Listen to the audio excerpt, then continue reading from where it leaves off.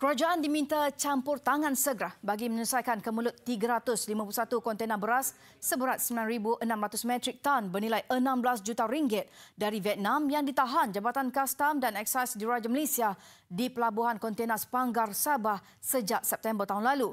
Kargo beras itu ditahan di Pelabuhan Sepanggar sejak hampir 6 bulan lalu atas dakwaan menyeludup meskipun urusan pengangkutan kargo terbabit dibuat secara sah dilengkapi dokumen berkaitan termasuk borang kastam 6.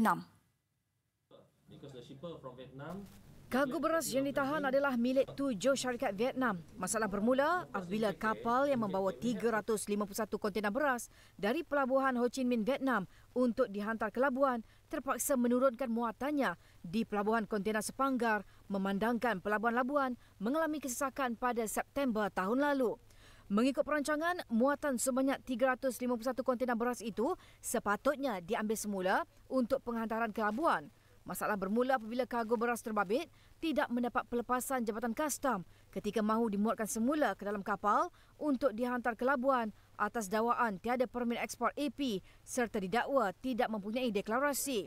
Namun, Kementerian Pertanian dan Industri Asas Tani telah membuat ketetapan AP tidak diperlukan untuk penghantaran beras sehingga 31 Mac ini dan hanya dikuatkuasakan selepas tarikh itu.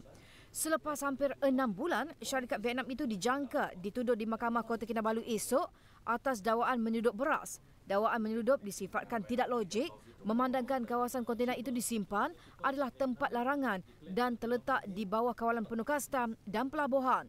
Sehubungan itu, kerajaan diminta campur tangan dengan segera kerana ia boleh menjejaskan hubungan dua hala antara Vietnam dan Malaysia. Once you charge this case to the court, it will jeopardize the bilateral trade between Sabah and Vietnam because during our meeting in Custom KK with the Embassy of Vietnam as well as the supplier, it is very clear that the Vietnamese association will blacklist Sabah trade and will stop bilateral trade with Sabah once the government proceed with the charge. We don't find any wrongdoing of this, especially the consignee or the notified party. Notified party are now being charged to the court tomorrow under section smuggling.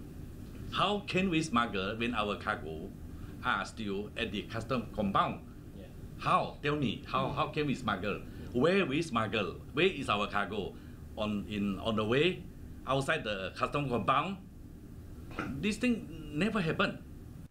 Katanya, tunjuk perasaan turut diadakan di hadapan Kedutaan Malaysia di Hanoi oleh pihak yang tidak berpuas hati dengan insiden berkenaan.